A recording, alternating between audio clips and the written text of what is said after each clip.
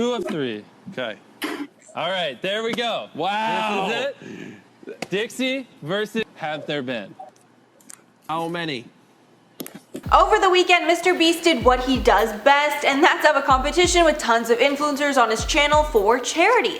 But after the Amelio family won the competition, tons of fans online were mad because the family blatantly cheated. And the backlash was so bad that MrBeast was forced to address it. And I got all the tea coming up for you right now on IO, because this is a juicy one, let me tell ya. Hey, what's up IOers, it's Mackenzie here, and today on the channel, I'm going to be filling you in on the latest drama surrounding the Amelio family and why they're being labeled cheater, pumpkin eaters. It is that time of year, I guess. But before we get into it, make sure to like and sub below. Also click the bell to know right when we post. The competition that took place over the weekend was as big of a production as you would expect from MrBeast and included influencers from all sorts of genres. And the event was such a success that at one point there were 1 million concurrent viewers, which is insane. I think that broke a record. But through the many rounds of the game to get to the winner, people had a lot of problems with the way the Amelio family was playing. Firstly, every other contestant was playing alone or with a partner. That's why originally Dixie and Charli were meant to be the only people on the Amelio family playing. But imagine MrBeast's surprise when instead of just Dixie and Charli competing, the whole family, including their mom and dad, decided to play with them against other teams of pairs, which is already completely unfair. But even worse, Def Noodles did an amazing breakdown on his channel where he points out all of the times the Amelios are clearly cheating during the game, with the family looking off screen multiple times and then writing the answer right after they had just looked off screen. You know, not at all suspicious.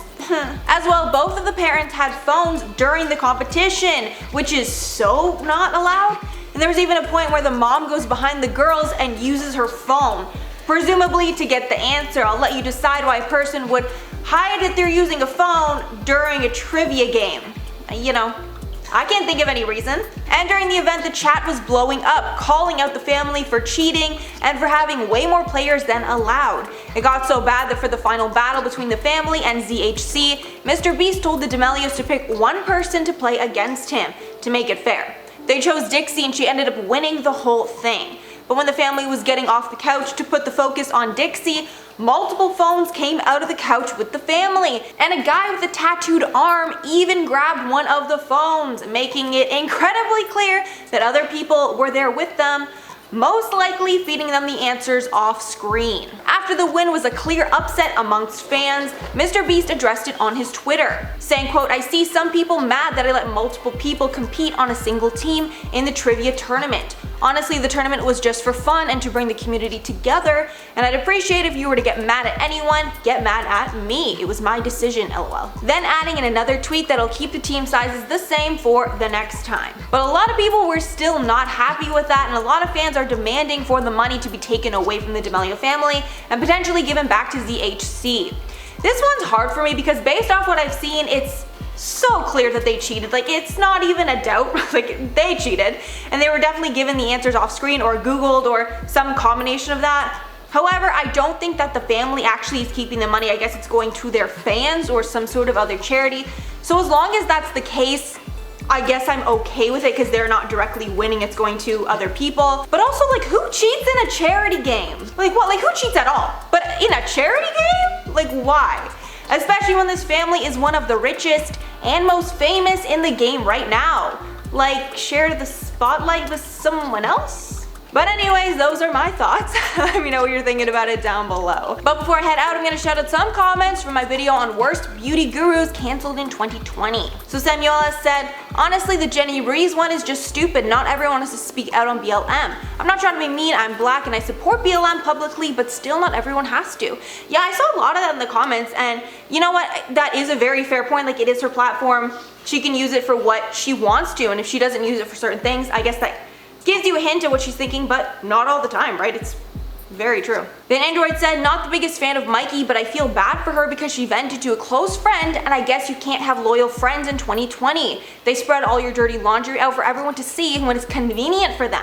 Becky Valentine is gross. Very interesting point. I didn't really think of that. I mean, right, like, it's not like Mikey was doing this stuff publicly. She was just saying certain things that were obviously pretty bad and pretty tone deaf, just behind the scenes. So in some ways you can say, you know, she wasn't promoting that behavior, she was just venting to a friend, like it was just the first thing that came to her mind when she was mad at James or Jeffrey or whatever it is.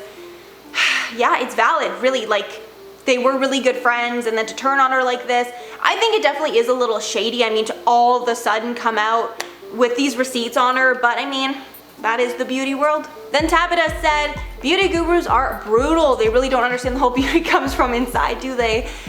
No, because beauty from inside doesn't get views, so they don't understand that. Then Austin Berry said, the only beauty guru that I've seen that is actually super unproblematic is Bailey Sarian. Me and my girlfriend love her Mystery and Makeup Monday series because the comedy is just on point, as well as talking about a very interesting case. If anyone likes either makeup or criminal justice investigations, I highly recommend her. I completely agree. I've been seeing her videos recommended to me like crazy recently because obviously it's October, but her makeup is bomb. Like I seriously need some makeup tips from this girl. And then she talks about true crime subjects, which are really just, you know, fun and interesting. So yeah, she's a great channel. Me and Jared actually shouted her out in our video that we did on top 10 unproblematic YouTubers. It could have been part 1, part 2. Yeah, that was a great series. We should try and bring that back, me and Jared.